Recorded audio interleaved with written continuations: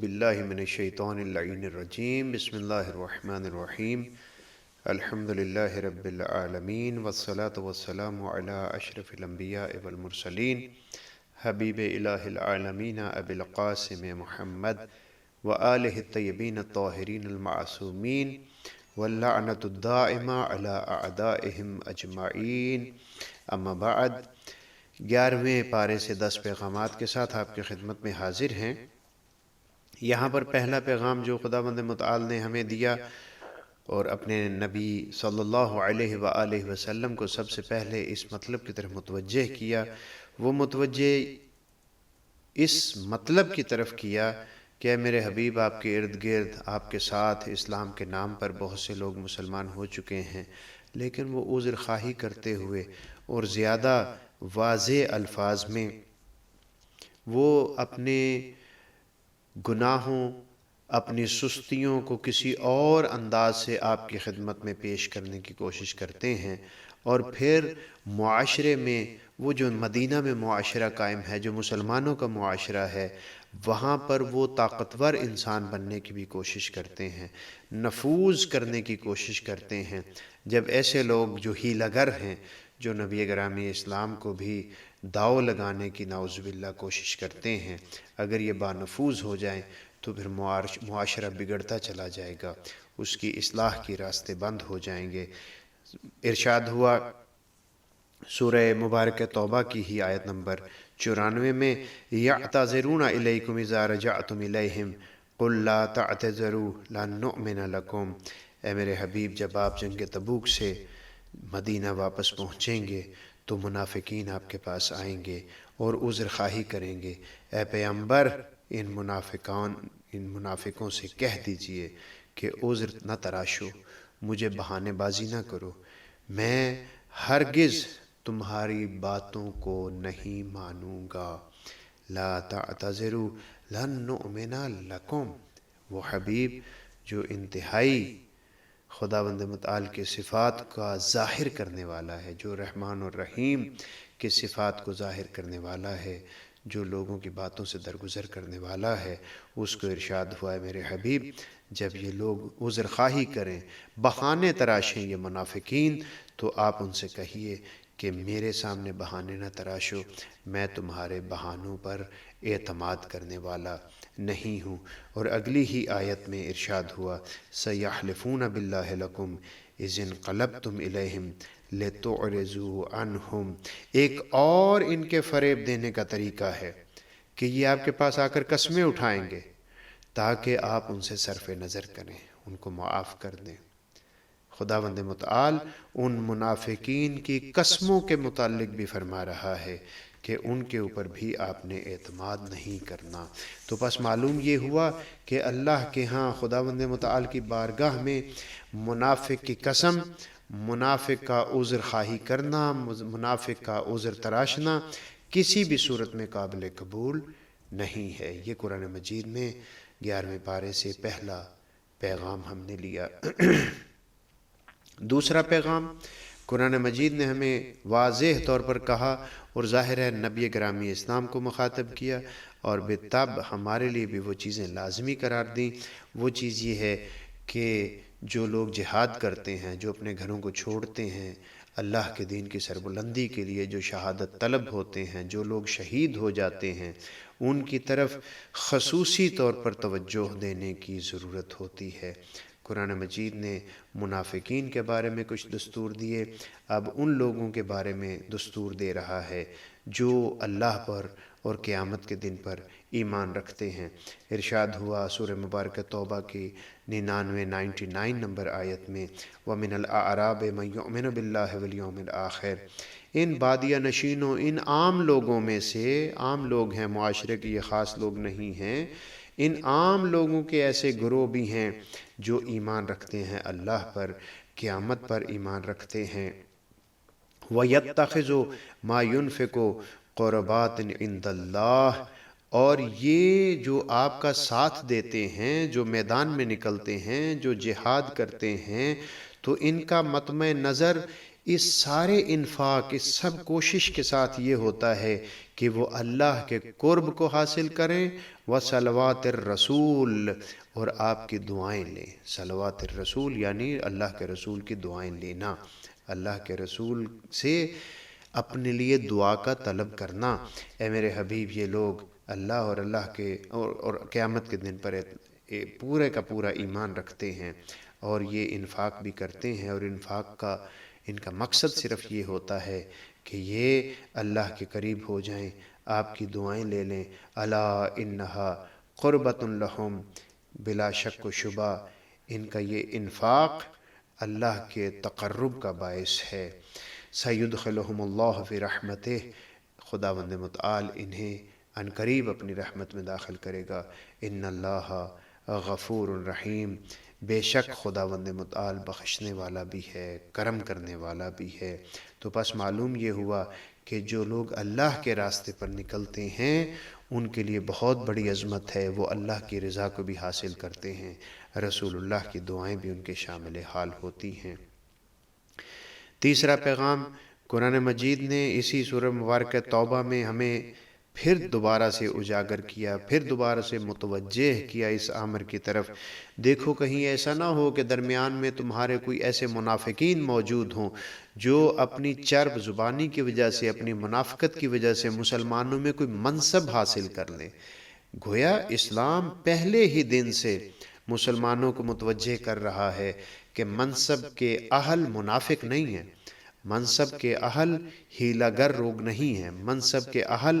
چرب زبان لوگ نہیں ہیں، بلکہ خالص مومن کو ہی منصب ملنا چاہیے۔ تو یہاں پر قرآن مجید نے واضح طور پر ایک توجہ دلائی اور شدت کے ساتھ توجہ دلائی نبی گرامی اسلام کو، اور ارشاد ہوا وَمِمَّنْ حَوْلَكُمْ مِنَ الْأَعْرَابِ، اے میرے حبیب یاد رکھیے یہ آپ کے ارد گرد جو لوگ ہیں ان میں سے بعض لوگ ایسے ہیں منافقون، یہ منافق ہیں، ان پر اعتماد نہ کیجئے، یہ سب کے سب مومن نہیں ہیں، بلکہ یہ منافقت کر رہے ہیں، آپ کے ارد گرد اکٹھے ہیں، دل سے یہ منافق ہیں۔ وَمِنْ أَهْلِ الْمَدِينَةِ، اور اسی طریقے سے مدینہ میں رہنے والے بھی کچھ لوگ ایسے ہیں جو منافق ہیں۔ مَرَدُوا عَلَى النِّفَاقِ، اور یہ لوگ گویا کہ نفاق خو ہیں، یہ ہمیشہ نفاق کے اوپر باقی رہتے ہیں۔ لا تعلمہم، اے میرے حبیب تمہیں ان کا نہیں پتہ۔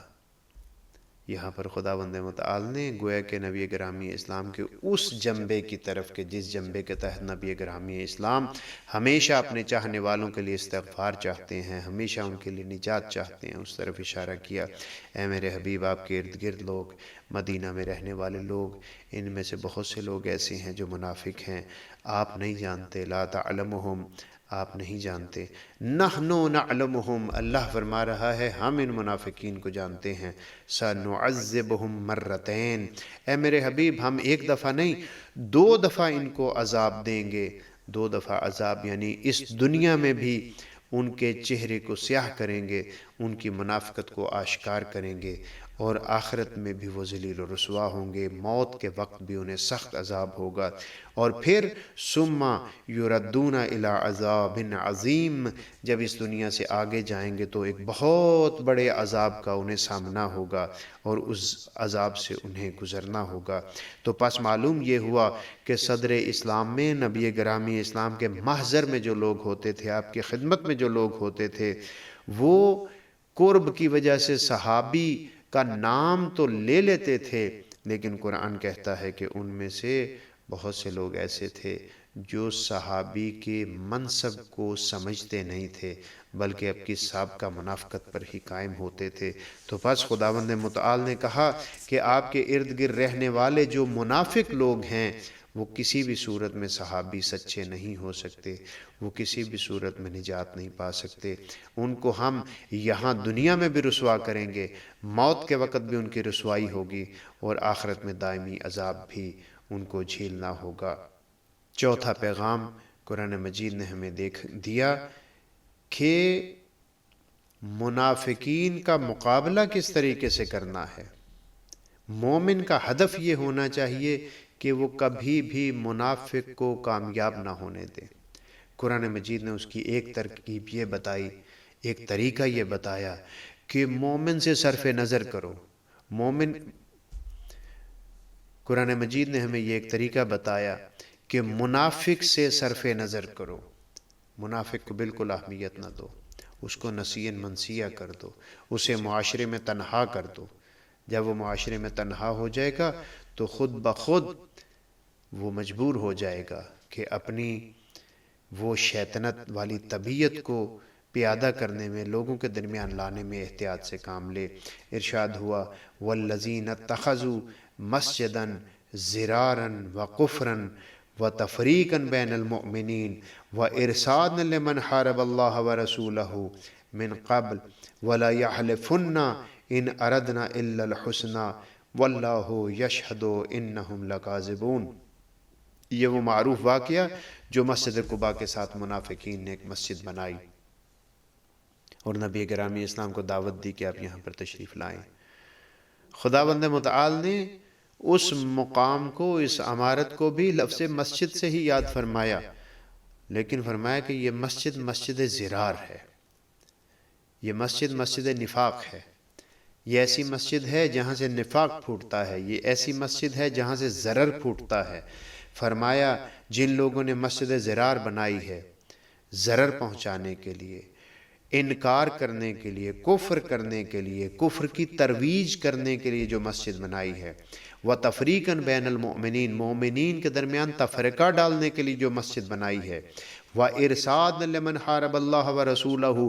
اللہ اور اللہ کے رسول سے جنگ کرنے والوں کے لیے جنہوں نے ایک پناہ گاہ بنائی ہے. اس مسجد کو دشمنان خدا کی پناہ گاہ کہا گیا. من قبل، یعنی وہ لوگ جو اس سے پہلے اللہ اور اللہ کے رسول سے جنگ کر چکے ہیں، ان کے لیے ایک مسکن اور ایک ٹھکانہ بنا دیا ہے. وَلَا يَحْلِفُنَّ إِنْ أَرَدْنَا إِلَّا الْحُسْنَى، اور میرے حبیب آپ کے پاس آ کر وہ اس بات کی بھی سختی سے قسم کھاتے ہیں کہ ہمارا اس مسجد کو بنانا نیکی کے علاوہ اور کچھ نہیں ہے. گویا کہ کہتے ہیں ہم نے تو اللہ کے لیے بنائی ہے. ہم دیکھتے ہیں بہت سے مقامات پر مختلف ممالک میں جاتے ہیں، بڑی بڑی مسجدیں بنی ہوئی ہیں، لیکن بعض اوقات وہ مسجدیں بنائی گئی ہیں ایک اہل تقوی افراد کی مسجد کو کم تر کرنے کے لیے، اسے نقصان پہنچانے کے لیے. ایک مسجد تعمیر کی جاتی ہے دوسری مسجد کے حسد میں. یہاں پر مسجد قباء کے مقابلے پر مسجد بنائی جا رہی ہے. خدا فرماتا ہے یہ چاہے قسم کھا کر بھی کہیں کہ ہم نے نیکی کے لیے مسجد بنائی ہے، واللہ یشہد انہم لکاذبون، اللہ فرماتا ہے کہ میں اللہ اس بات کی گواہی دیتا ہوں کہ یہ جھوٹ بول رہے ہیں. تو بس معلوم یہ ہوا کہ مسجد کا بنانا انسان کے لیے باعث نجات نہیں ہے، بلکہ مسجد کے بنانے سے جو ہدف ہے، مسجد کی بنیادوں میں جو نیت ہے، وہ انسان کو تقرب الہی تک لے کر جاتی ہے. اگر منافقت کی بنیاد پر ہو، اگر دکھاوے کی بنیاد پر ہو، اگر شیطنت کی بنیاد پر ہو، اگر کفر و نفاق کی بنیاد پر ہو، اگر کسی مکتب کو کمزور کرنے کی بنیاد پر مسجد بنائی جائے تو وہ مسجد خداوند متعال کے درمیان مسجد ضرار ہوگی، وہ مسجد نفاق ہوگی، وہ کبھی بھی مومنین کی مسجد نہیں کہلائے گی. پانچواں پیغام خداوند متعال نے ہمیں یہ دیا کہ اے مومنین یاد رکھو، شہادت خسارے کا سودا نہیں ہے، بلکہ شہادت ہمیشہ فائدے کا سودا ہے. سورہ مبارکہ توبہ کی 111 نمبر آیت میں ایک انتہائی معروف واقعے کی طرف بھی گویا کہ اشارہ کیا گیا، شب ہجرت کا وہ واقعہ جس میں مولا امیر المومنین علیہ السلام رسول اللہ صلی اللہ علیہ وآلہ وسلم کے بستر پر سوئے تھے، استراحت فرمائی تھی. قرآن کہتا ہے ان اللہ اشتری من المؤمنین انفسہم واموالہم بان لہم الجنہ، خدا نے مومنین سے ان کی جان اور مال کو خرید لیا ہے. کس چیز کے بدلے میں؟ جنت کے بدلے میں. یعنی مال ان کی جان ہے، ان کا مال ہے دنیاوی، اور اس کو خریدا کس چیز کے ذریعے سے جا رہا ہے؟ وہ جنت ہے، جنت کے بدلے میں خرید لیا گیا ہے. یقاتلون فی سبیل اللہ، یہ وہ لوگ ہیں جو اللہ کی راہ میں جہاد کرتے ہیں. فیقتلون، وَيُقْتَلُونَ، انہیں اس بات کی کوئی پرواہ نہیں ہوتی کہ اللہ کے راستے میں جہاد کرتے ہوئے وہ قتل ہو جائیں یا کسی کو قتل کر دیں۔ ان کا قتل ہو جانا بھی اللہ کے لیے ہوتا ہے، اور اگر کسی دشمن خدا کو مارتے ہیں تو وہ بھی اللہ کے لیے ہوتا ہے، اپنی دل کی چاہت و رضا کے لیے ہرگز نہیں ہوتا۔ تو پس اس آیت کے متعلق قرآن مجید ہمارے پاس مختلف کتب میں ائمہ ہدیٰ کے جو فرامین پہنچے، ان پیغامات میں سے ایک پیغام امام سجاد علیہ السلام نے ہمیں دیا۔ امام چہارم فرماتے ہیں کہ رسول گرامی اسلام فرمایا کرتے تھے، ما من قطرۃ احب الی اللہ عز وجل من قطرۃ دم فی سبیل اللہ، خداوند متعال کے نزدیک بہترین زمین پر گرنے والا قطرہ وہ ہے جو اللہ کے راستے میں خون کا قطرہ ہو، یعنی شہید کا خون جب وہ قطرہ گرتا ہے شہادت کی اس اولین مقام پر، تو اس سے زیادہ خداوند متعال کو کوئی بھی قطرہ پسند نہیں ہے۔ امام رضا علیہ السلام نقل فرماتے ہیں مولا امیر المومنین علیہ السلام سے، آپ فرماتے ہیں واللہ لا الف ضربۃ بالسیف اہون من موت علی فراش، مجھے اپنے رب کی قسم، مجھے تلوار کے ذریعے سے 1000 ضربیں کھانا آسان لگتا ہے، بہتر لگتا ہے، میرا دل چاہتا ہے کہ مجھے 1000 ضربیں لگیں بجائے اس کے کہ میں بستر پر آرام سے موت کی وادی میں چلا جاؤں۔ یعنی امیر المومنین شہادت طلب ہیں، اللہ کی بارگاہ میں شہید ہو کر جانا چاہتے ہیں۔ تو پس یاد رکھیے شہادت ایک بہت بڑی عظمت ہے جس کے متعلق خداوند متعال بھی فرماتا ہے ہم یرزقون، شہید وہ لوگ ہوتے ہیں، اللہ کی راہ میں جانے والے لوگ وہ ہوتے ہیں کہ جن کے رزق کی ذمہ داری خداوند متعال نے لی ہوئی ہوتی ہے اور وہ ہمیشہ زندہ ہوتے ہیں۔ چھٹا پیغام جو ہمیں قرآن مجید نے دیا وہ یہ ہے کہ اگر آپ خائن لوگوں کو، جن لوگوں نے خیانت کی ہے، وعدے کو توڑا ہے، ان سرکشی کی ہے، اگر ان سے صرف نظر کرو، ان کو تنہا کر دو، تو یہ ان کی مجازات کے لیے کافی ہوتا ہے، ان کو سزا دینے کے لیے کافی ہوتا ہے۔ یعنی قطع تعلق اس چیز کا باعث بن جاتا ہے کہ وہ منافقین و متجاوزین اپنے کہے پر بعض اوقات پشیمان ہوتے ہیں اور دوبارہ توبہ کر کے اللہ کے دین میں داخل ہو جاتے ہیں۔ سورہ مبارکہ توبہ کی 118 نمبر آیت میں اسی مطلب کی طرف اشارہ کیا گیا۔ وہ 3 لوگ جو تبوک میں پیچھے رہ گئے تھے، کعب بن مالک، مرارہ بن ربیع، حلال بن امیہ وغیرہ، جن کے نام تاریخ میں ذکر ہوئے، یہ تبوک میں رسول گرامی اسلام کے ساتھ اس لشکر جس کو بھیجا تھا رسول گرامی اسلام نے، اس سے سرپیچی کی تو حکم ہوا کہ ان سے قطع تعلق کر دیا جائے۔ قرآن اس کی نقشہ کشی کرتے ہوئے کہتا ہے حتی اذا ضاقت علیہم الارض بما رحبت، حتیٰ کہ جب زمین اپنی وسعت کے باوجود ان کے لیے تنگ پڑ گئی، کوئی بھی شخص ان کے ساتھ تعلق قائم کرنے کے لیے تیار نہیں تھا۔ وَضَاقَتْ عَلَيْهِمْ أَنفُسُهُمْ، یہاں تک کہ ان کا سانس بھی بند ہونے لگا، ان کا نفس بھی تنگ ہو گیا، یعنی انہیں زندگی گزارنا مشکل ہو گیا۔ اس کا نتیجہ یہ نکلا کہ وہ نبی گرامی اسلام کے پاس آئے، اپنی ندامت اور پشیمانی کا اظہار کیا، توبہ مانگی، توبہ کی، خداوند متعال نے ان کی توبہ کو قبول کیا۔ 7واں پیغام قرآن مجید میں یہ ہوا کہ ایمان کے درجے پر جب انسان پہنچ جاتا ہے تو پھر دنیا و آخرت کے ہر کام میں لوگوں کے ساتھ تعلق کی بنیاد ایمان ہونی چاہیے۔ ایسا نہیں ہے کہ انسان نیک ہو گیا ہے، ایماندار ہو گیا ہے اور اس کے سامنے 2 لوگ ہیں، ایک رشتہ دار نہیں ہے لیکن صاحب ایمان ہے، دوسرا رشتہ دار ہے لیکن فاسق و فاجر ہے، تو فاسق و فاجر کو ترجیح دے۔ اسلام اس چیز سے روکتا ہے۔ سورہ مبارکہ توبہ کی 113 نمبر میں 13 نمبر آیت میں ارشاد ہوا ما کان للنبی والذین آمنوا ان تستغفروا للمشرکین، نبی اور مومنین کے لیے سزاوار نہیں ہے، نبی اور مومنین کو اس بات کی اجازت نہیں دی جا سکتی کہ وہ مشرکین کے لیے استغفار کریں۔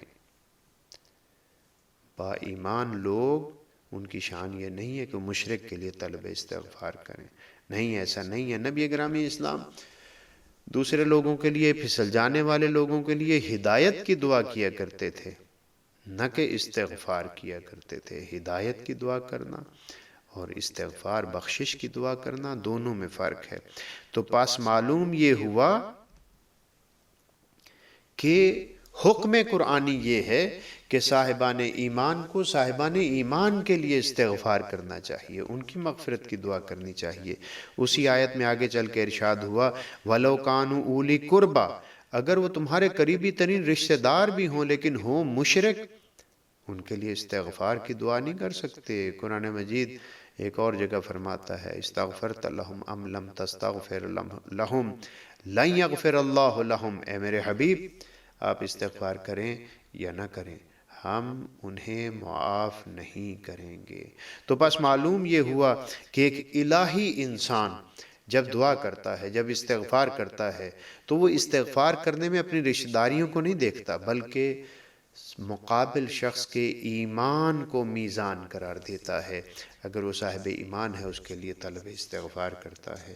اگر وہ صاحب ایمان نہیں ہے تو اس کے لیے طلب ہدایت کرتا ہے۔ 8واں پیغام انتہائی اہم پیغام جس کی بنیاد پر دین قائم ہے، اور وہ حکم نبی گرامی اسلام بھی ہے، جس میں آپ نے فرمایا تھا ایک موقع پر اطلب العلم ولو کان بالصین، علم حاصل کرو اگرچہ تمہیں چین ہی نہ جانا پڑے۔ چین چونکہ بہت صعب العبور تھا، شاید اس وجہ سے یہاں پر اس کا نام آیا۔ قرآن مجید کہتا ہے کہ دین کی پہچان کے لیے مہاجرت کرو۔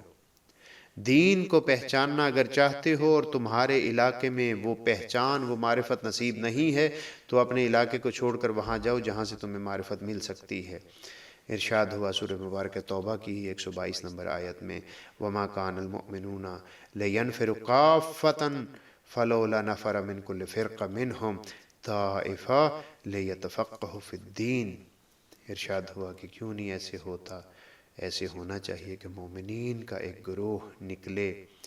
ہر فرقے میں سے گروہ در گروہ ہو کر نکلیں، اور پھر وہ دین میں تفقہ حاصل کریں، دین کو سمجھیں، دین کو اپنائیں، دین کو اپنے اوپر نافذ کریں۔ وَلَيُنذِرُوا قَوْمَهُمْ إِذَا رَجَعُوا، اور جب اپنے علاقے میں، محلے میں واپس آئیں، اپنے قبیلے میں واپس آئیں، تو انہیں خداوند متعال کے احکام پہنچائیں اور خداوند متعال کی معصیت سے بچائیں، خداوند متعال کی خشیت ان میں پیدا کریں، خداوند متعال کے عذاب سے ان کو ڈرائیں۔ اذا رجعوا الیہم لعلہم یحذرون، شاید کہ وہ ان آنے والوں دین شناس لوگوں کے کہنے پر اللہ کی معصیت سے پرہیز کریں۔ تو پس معلوم یہ ہوا کہ دین کی پہچان کے لیے انسان کو ہجرت کرنی چاہیے۔ امام صادق علیہ السلام فرماتے ہیں علیکم بالتفقہ فی دین اللہ، یاد رکھو تمہارے لیے اللہ کے دین میں تفقہ ضروری ہے، تمہیں ضروری مسائل کا علم ہونا چاہیے، تمہیں فقیہ ہونا چاہیے۔ وَلَا تَكُونُوا أَعْرَابًا، تمہیں بدو نہیں ہونا چاہیے، تمہیں ان پڑھ جاہل نہیں ہونا چاہیے۔ فَإِنَّهُ مَن لَمْ يَتَفَقَّهْ فِي دِينِ اللَّهِ لَمْ يَنظُرِ اللَّهُ إِلَيْهِ يَوْمَ الْقِيَامَةِ، یاد رکھو جو شخص دین کی فقاہت نہیں رکھتا ہوگا، خداوند متعال بھی قیامت والے دن اس کی طرف رحمت کی نگاہ نہیں کرے گا، بخشش کی نگاہ نہیں کرے گا، لطف و کرم کی نگاہ نہیں کرے گا۔ اور پھر فرمایا وَلَمْ يُزَكِّ لَهُ عَمَلًا، اور اس کے عمل کو بھی قبول نہیں کرے گا۔ خداوند متعال کے ہاں عمل کی قبولیت کا معیار تفقہ ہے، تفقہ کے بغیر اسے قبول نہیں کیا جائے گا۔ 9واں پیغام قرآن مجید نے ہمیں دیا اس 11ویں پارے سے، اس میں ارشاد ہوا دیکھو صاحبان ایمان اپنے آپ کو قرآن مجید کے مطابق ڈھالو، قرآن مجید کو اپنی خواہش کے مطابق ڈھالنے کی کوشش نہ کرو۔ بہت خوبصورت فرمان سورہ مبارکہ یونس میں 15ویں آیت وَإِذَا تُتْلَى عَلَيْهِمْ آيَاتُنَا بَيِّنَاتٍ، جب ان کے سامنے ہماری واضح آیات کو بیان کیا جاتا ہے، تلاوت کیا جاتا ہے، قال الذین لا یرجون لقاءنا، وہ لوگ جو کہ ہماری طرف آنا نہیں چاہتے، ہماری طرف رجوع نہیں کرتے، ہمارے ساتھ ملاقات کے خواہش مند نہیں ہیں، ہمارے ساتھ ملاقات کی توقع نہیں رکھتے، یعنی اللہ پر ایمان نہیں رکھتے، وہ نبی سے کہتے ہیں ائتی بقرآن غیر ھذا، یہ قرآن نہیں، کوئی اور قرآن لے کر آؤ، او بدل ہو، یا اسے تبدیل کر دو، یا اس میں اس طریقے سے بات ڈال دو جو ہم چاہتے ہیں۔ یعنی ان لوگوں کی مذمت کی گئی ہے جو قرآن مجید کو اپنی خواہش کے مطابق ڈھالنے کی کوشش کرتے ہیں۔ نہیں، قرآن مجید نے ہمیں پیغام دیا اپنی زندگی کو قرآن کے مطابق ڈھالنے کی کوشش کرو تاکہ تم نجات پا سکو۔ نبی گرامی اسلام فرماتے ہیں، اصول کافی میں یہ حدیث نقل ہوئی، فَإِذَا الْتَبَسَتْ عَلَيْكُمُ الْفِتَنُ، اے لوگو جب تمہارے اوپر ایسی شب تاریک آ جائے کہ تمہیں حق کا راستہ نظر نہ آ رہا ہو، قَقِطَعِ اللَّيْلِ الْمُظْلِمِ، کہ تم اس اندھیرے میں چلے جاؤ، تمہیں حق کے راستے کی بڑی مشکل ہو جائے، حق کہاں سے لوگے، کیسے میں حق پر رہوں، آیا میں حق پر ہوں یا نہیں، تو رسول اللہ فرماتے ہیں فَعَلَيْكُمْ بِالْقُرْآنِ، اس وقت تمہاری مدد فقط اور فقط قرآن کر سکتا ہے، قرآن کی طرف آ جاؤ۔ فَإِنَّهُ شَافِعٌ، قرآن مجید شفاعت کرنے والا بھی ہے، مشفع، اور اس کی شفاعت کو قبول بھی کیا جائے گا، وَمَاحِلٌ مُصَدَّقٌ، اور قرآن مجید ایسا گزارش کرنے والا ہے، ایسا تصدیق کنندہ ہے کہ جو تمہیں بدیوں سے روکتا ہے، وَمَنْ جَعَلَهُ أَمَامَهُ قَادَهُ إِلَى الْجَنَّةِ، جو شخص قرآن مجید کو اپنا امام قرار دیتا ہے، یعنی قرآن کی تعلیمات کے مطابق چلتا ہے، تو قرآن مجید اسے پکڑ کر جنت میں لے جاتا ہے، اس کی قیادت کرتے ہوئے اسے جنت میں لے جاتا ہے، وَمَنْ جَعَلَهُ خَلْفَهُ سَاقَهُ إِلَى النَّارِ، اور اگر کوئی شخص قرآن سے آگے چلنے کی کوشش کرتا ہے، قرآن کو اپنے خیال کے مطابق ڈھالنے کی کوشش کرتا ہے، اپنے سے پس پش ڈال دیتا ہے قرآن مجید کو، تو پھر یاد رکھو ایسی صورت میں قرآن تمہیں جہنم میں پھینک دے گا، قرآن تمہارے لیے باعث ہدایت نہیں بن سکے گا۔ 10واں اور آخری پیغام، ارشاد ہوا کہ جب بھی شفا چاہو تو تمہارے پاس اللہ کی کتاب موجود ہے، اللہ کی کتاب سے بھی تم شفا لے سکتے ہو، اپنی بیماریوں کو دور کر سکتے ہو، صحت مند رہ سکتے ہو، وسوسۂ شیطانی سے بچ سکتے ہو، روح کو پاکیزہ کر سکتے ہو۔ سورہ مبارکہ یونس میں ارشاد ہوا، یا ایھا الناس قد جاءتکم موعظہ من ربکم وشفاء لما فی الصدور وہدی ورحمۃ للمؤمنین، آیت نمبر 57 میں ارشاد ہوا، اے صاحبان ایمان، اے اللہ پر ایمان رکھنے والو، تمہارے پاس تمہارے رب کی طرف سے نصیحت آئی ہے، موعظہ آیا ہے، تمہیں وعظ و نصیحت کا سامان دیا گیا ہے، اور یاد رکھو یہ تمہارے دلوں میں پائی جانے والی بیماریوں کے لیے شفا ہے، چاہے وہ دل کی بیماری، اعتقادی بیماری ہو، چاہے اخلاقی بیماری ہو، جو دل میں اور روح میں تمہارے بیماریاں ہیں، یہ قرآن ہے جو ان بیماریوں کو ختم کر سکتا ہے، اور یہ قرآن ہدن سراسر ہدایت ہے، ورحمہ للمؤمنین، اور یاد رکھو قرآن مجید رحمت ہی رحمت ہے مومنین کے لیے، لہٰذا قرآن مجید سے ہی شفا کو تلاش کرو۔ مولا امیر المؤمنین تحف العقول میں ارشاد فرماتے ہیں، تحف العقول میں یہ کلام امیر المؤمنین نقل ہوا،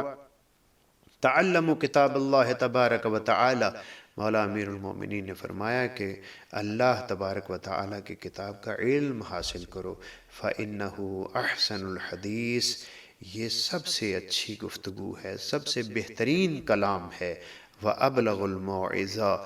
اور ایک ایسا وعظ و نصیحت کا سامان ہے کہ یہ ہر صورت میں تمہیں نجات کے راستے پر پہنچا کر رہتا ہے، وَتَفَقَّهُ فِيهِ، اور یاد رکھو اس میں غور و فکر کرو، اس میں فقاہت کرو، فَإِنَّهُ رَبِيعُ الْقُلُوبِ، کیونکہ قرآن مجید تمہارے دل اور روح کی بہار ہے،